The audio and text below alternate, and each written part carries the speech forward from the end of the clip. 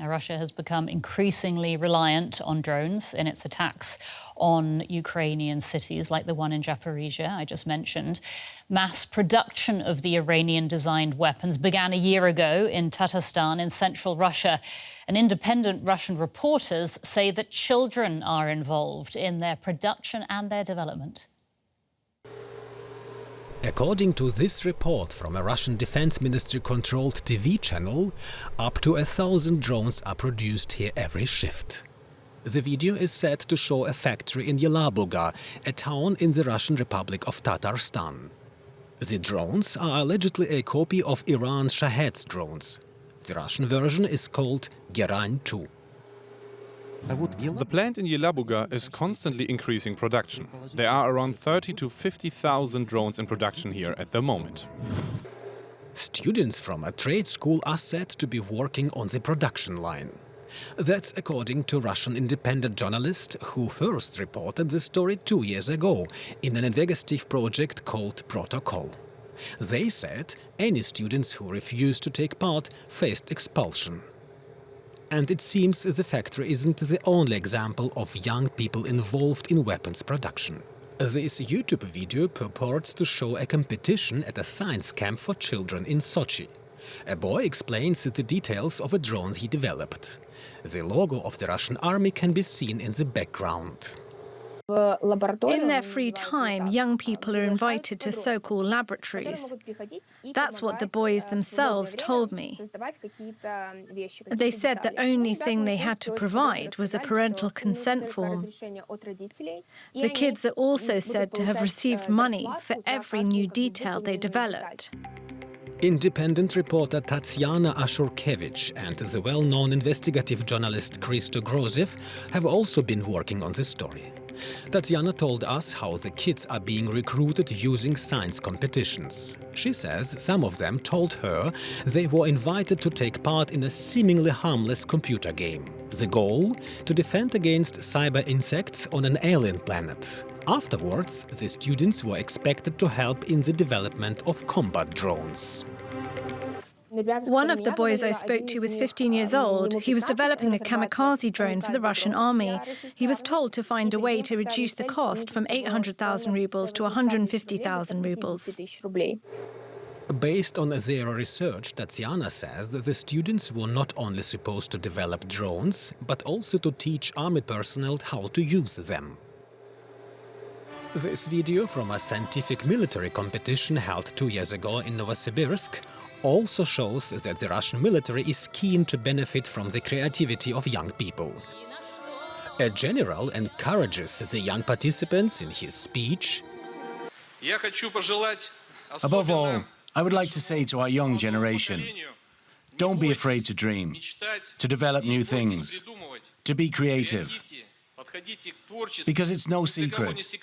In Ukraine, we are fighting NATO, a deceitful and highly technologized enemy.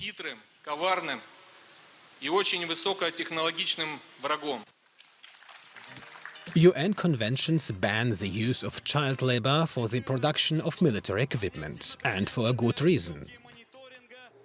Russian drone factories are targets for Ukraine, and the plant in Yelabuga has been attacked several times by Ukrainian drones. David Albright is a leading expert with decades of experience analysing weapons programmes in Iraq, North Korea and Russia, and he is the founder and president of the Institute for Science and International Security. A very warm welcome to DW, David. It's a pleasure to have you on the programme. Can I start by asking you for your take on these reports of Russian teenagers being involved in the design and production of military drones? I mean, if this is true, what does this say about the state of Russia's weapons programme? Well, Russia, and particularly this site Alabuga that makes these copies of the Shahed drone, have faced a dramatic worker shortage, and the plant at Alabuga was a civilian facility manufacturing site, and it started with no workers essentially to make drones, and they had the technology from Iran, and they had to create a workforce, and there was a program involving 16 to 18-year-olds in kind of a work-study technology training program, and they took advantage of these kids essentially to outfit the drone factory. And they've worked them long hours. They're not getting very many benefits. They are also, to attract workers, they made a decision to try to recruit foreign women, 18 to 22-year-old women, and in their own internal documents talk about how they felt they could control these women, and they've focused on the African nations, and under false pretenses brought many women up to Alabuga to do sort of the more menial jobs associated with making the drones, which in some cases also involve dealing with toxic materials. And so I think Alabuga's faced a tremendous personnel shortage problem that it's decided to solve by recruiting vulnerable constituencies like these African women or youth that will work in these factories. Okay, so they're saving themselves money.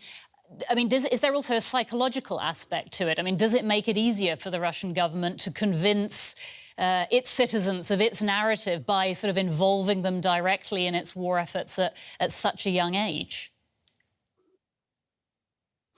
Well, I think principally it's they have a shortage of workers, and also when these kids turn 18, they're subject to the draft. So Russia faces a tremendous shortage of soldiers to go onto the battlefield, and so these young kids are a valuable resource. And in fact, Alabuga recently has been greatly expanding the number of apartment buildings it has so that it can house more students and more women from overseas.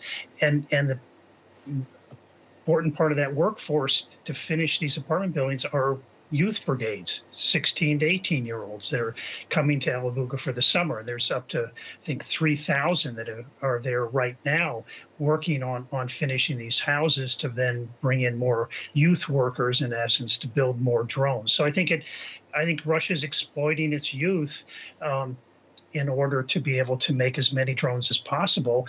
And then when the boys at least turn 18, they can then be used as soldiers and fight in Ukraine. David, is this something that is well known? I mean, I wanted to ask you how difficult it is to gather sort of credible and verifiable evidence about drone production, especially in a society that's so closed like Russia's is. I mean, is this a secret, or do people know that this is happening? Well, the project was intensely secret. They even had code names. They called these drones motorboats.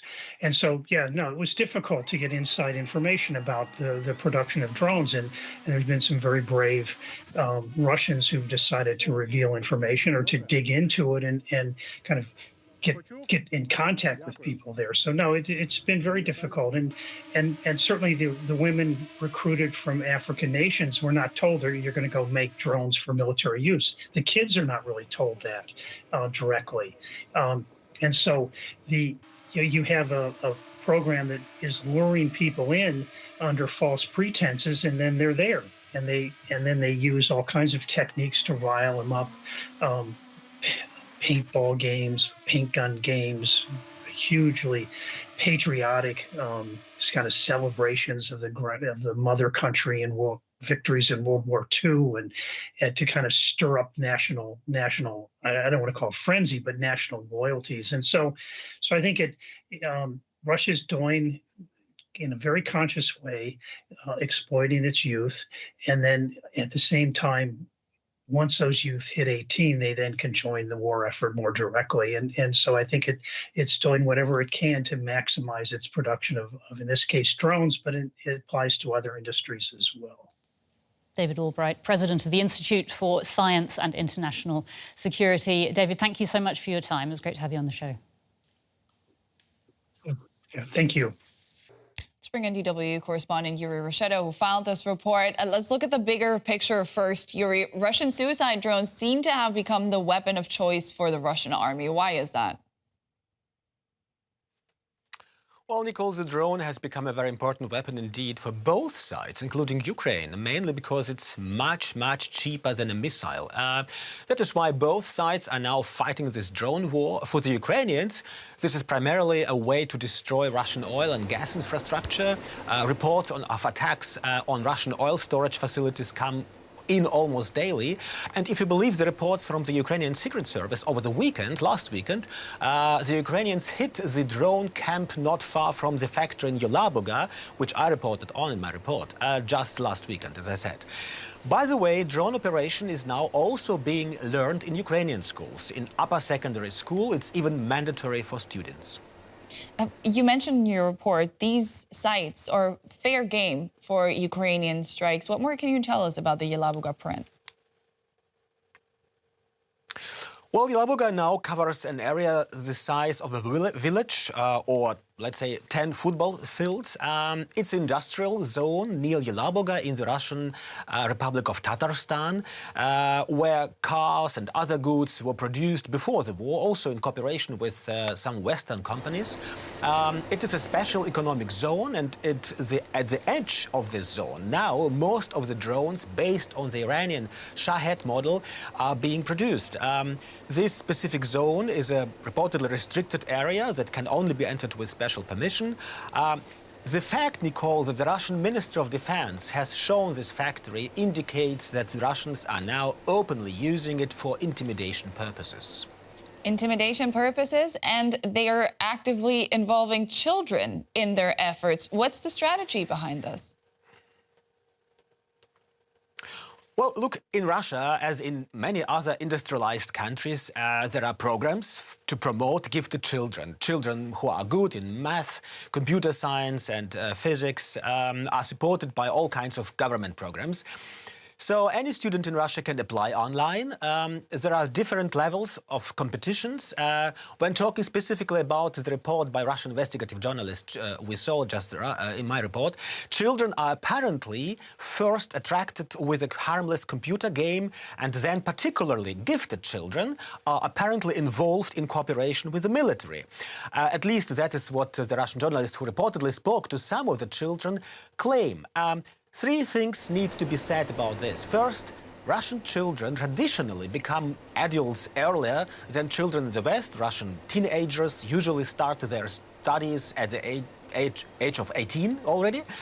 Second, from their parents' point of view, the children who may be developing drones are not doing anything wrong, because in the Russian narrative, Russia is defending itself against NATO in Ukraine. And third, the alleged child labor apparently speaks to a certain labor shortage in Russia, specifically in the IT branch. So nobody in Russia is really speaking up about this because the propaganda machine has successfully sold this as an act of patriotism to be proud of. That's true, and that is in cooperation, or let's say this model, Geraint 2 is a developed from the Iranian model. The Russian-Iranian friendship was, by the way, formalized last year in comprehensive agreement between the two countries. It covers all areas of life except the military. We saw this a few months ago when the US and Israel bombed Iranian nuclear facilities and Russia did not assist Iran. What the Russians can learn from Iran is how to live with sanctions. The aviation industry is particularly important. Iran has been living in isolation for decades and can teach the Russians a lot in this regard. The Russians, on the other hand, are experienced in the nuclear industry, so both have something to offer each other. Juri Rescheto, thanks.